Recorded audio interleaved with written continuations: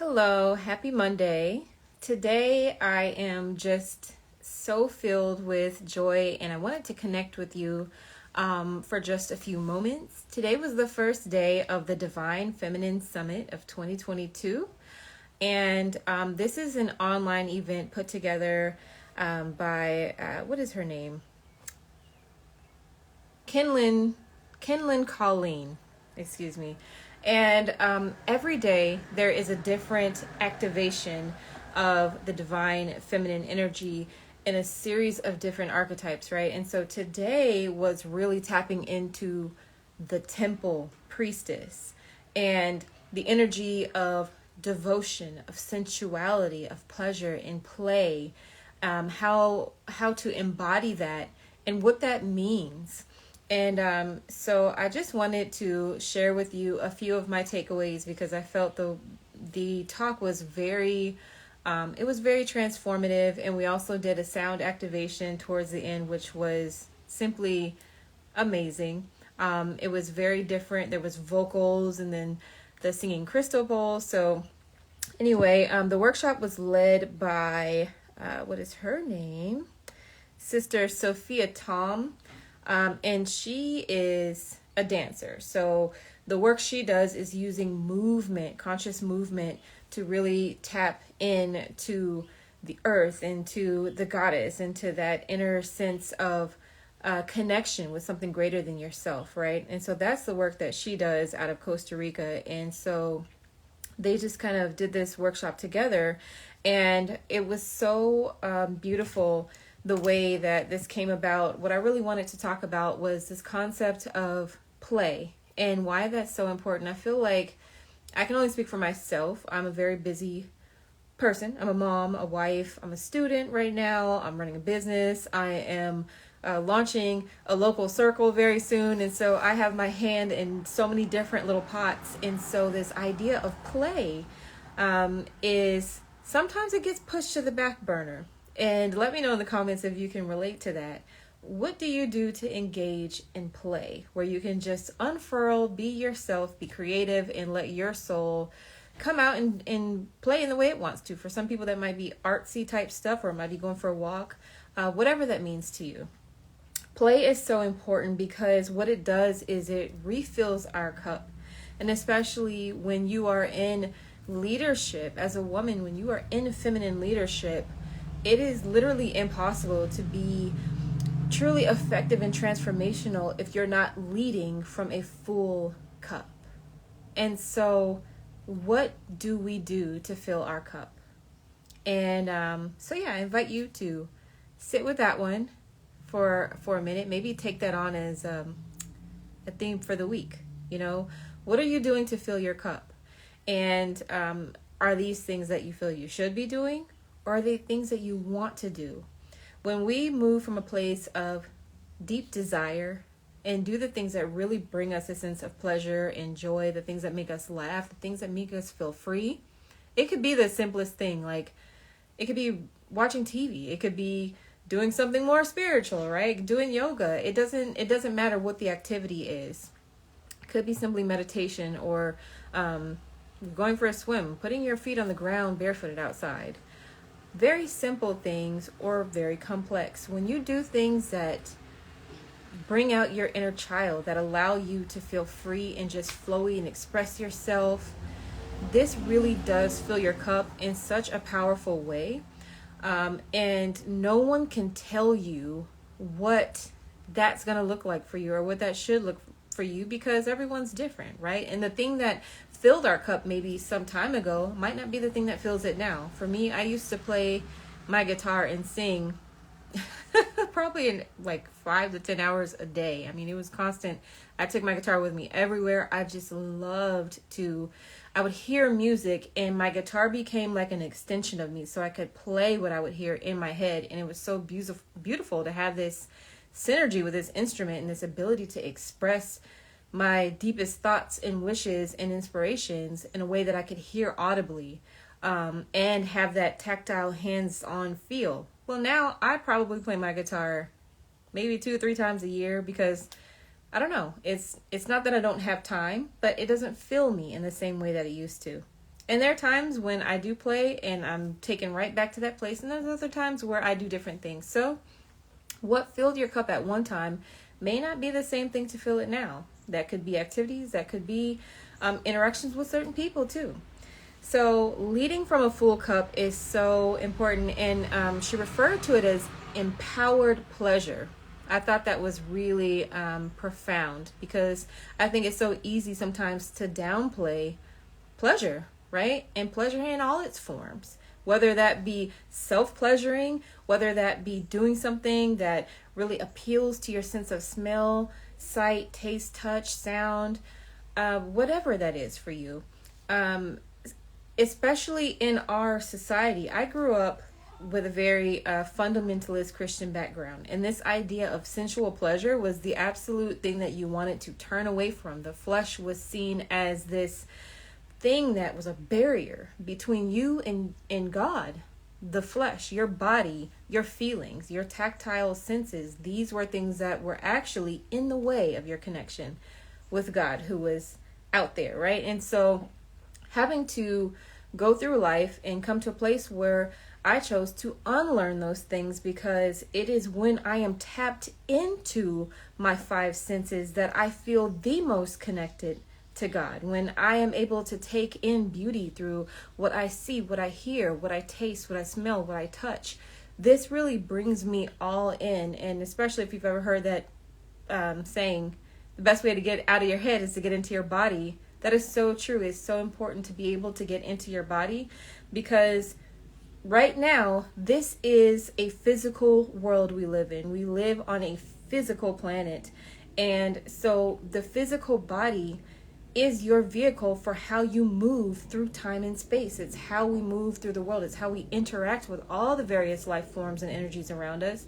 And so when we know how to center into the body and to give the body what it needs, not just in terms of, nourishment, water, and, the basics, but also the things that really make you emotionally feel nourished, because there's a feedback there. When you feel good, you radiate more. It literally increases your vitality in a way that is quite misunderstood. We are still learning about how just simply feeling good has a physical effect on the body. And in the same way, when you don't feel good, when you are tapped into things that don't make your heart sing, when you're doing work that you find boring or uninspiring, or you feel constricted, like you can't really speak the way you want to speak, or dress the way you want to dress, or express yourself, when you are stuffed down and repressed, it actually has a negative impact on your actual health, right?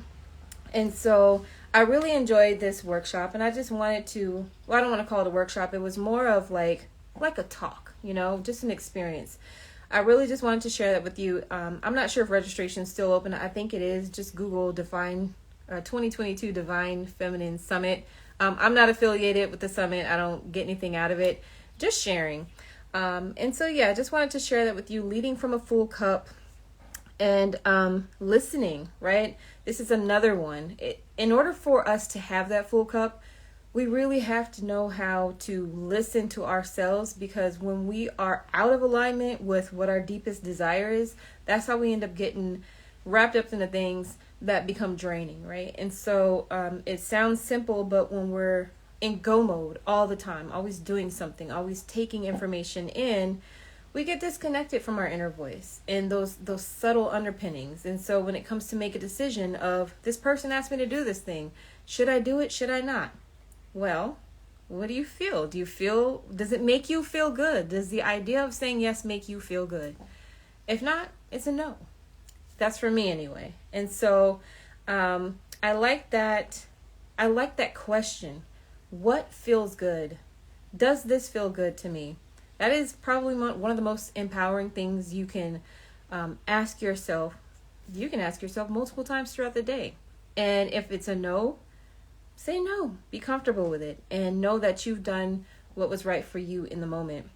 So being able to listen, this is a two-way thing, right? Because the more, maybe you don't hear that inner voice, but the more you practice filling your own cup, tapping in, taking a moment to pull back and see, what am I feeling? Or maybe just to process, right? There's a lot that sometimes things get thrown at us. You don't have to always respond in the moment right away. Pull back, pull your energy back into yourself. This is a part of feminine mastery. The feminine is not always out expressing, doing, constructing. That's masculine. There is a subtle receptiveness, a surrendering to what is, a trusting the process, as I mentioned in my last live. This is the feminine energy, and this is when we can really recenter into ourselves so that we are making sure that the things we're doing are filling our cup. So I'm just looking at my notes to see if there's anything else I wanted to mention. Oh yeah, one of the things she mentioned that I really liked is that trust takes courage, and that is so true. It takes courage to trust yourself, because you may have been on this planet multiple times before. We don't know that, but what we do know is that we're here now, and life is what you make it in the moment. You're making it up as you go, right? And so I do believe that there is this idea of destiny or fate, but I do think we have free will in the way that we express ourselves through that path, right? And so there's not always going to be a clear, yes, do this, go that way, this is how it's going to turn out. That's where we really have to be able to pull back, go within. What does your soul say? Does it feel good? Remember that word feel, desire, that is sacral creative energy that taps you into the cosmic womb, the cosmic gateway, the part of you that is tapped into every womb that's ever walked this planet and into the divine feminine herself. That is where we center in and are able to move and make decisions from. And so I really invite you to take this idea of play, of feeling, of pleasure, of sensuality, and see how this shows up for you. How comfortable are you with these terms? How often do you indulge in play? And do you see that as a priority? Or is it just something you do in your spare time?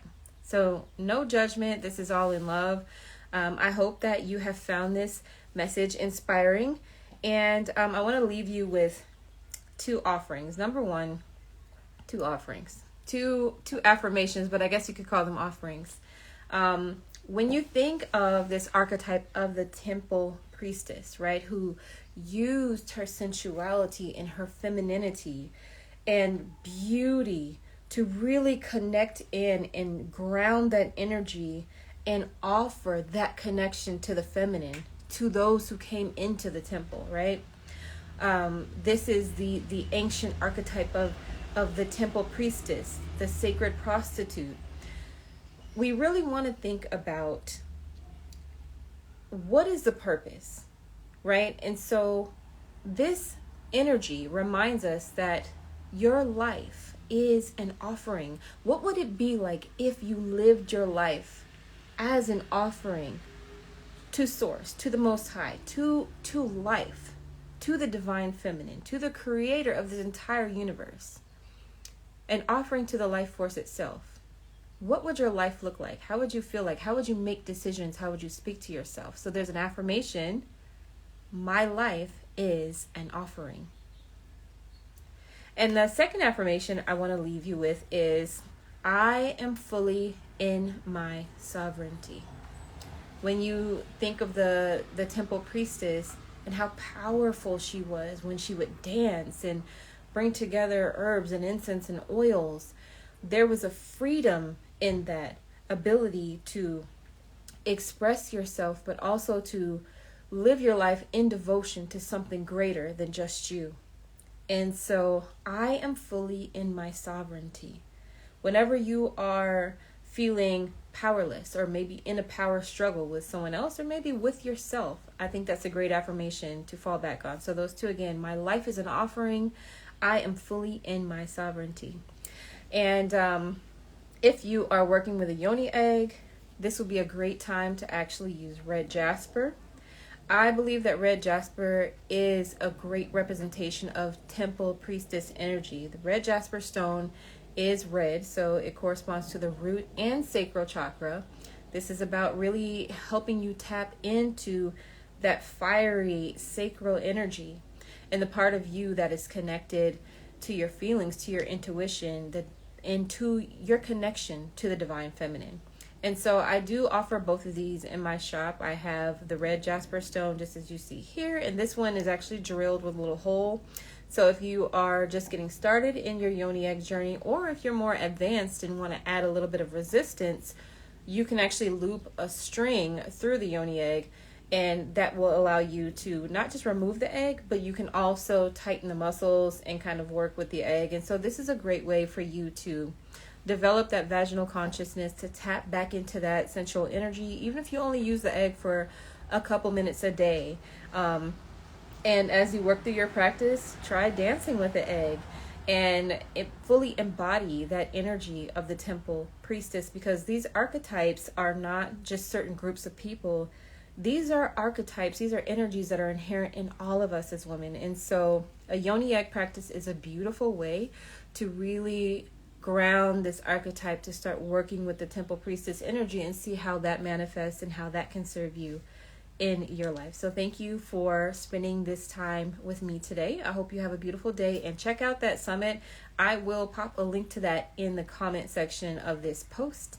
And of course, you can head on over to holisticyoni.com if you'd like to pick up a yoni egg or see what else I have to offer there. And I will catch you very soon. Oh, and before I leave, make sure you join us in the Yoni Power Circle on Facebook. This is a free group where you can meet other sisters who are also on a journey of self-empowerment, of self-discovery, and self-love. So remember, you get to choose how you show up in life. Love yourself fiercely, own your story, and say yes to you. Namaste.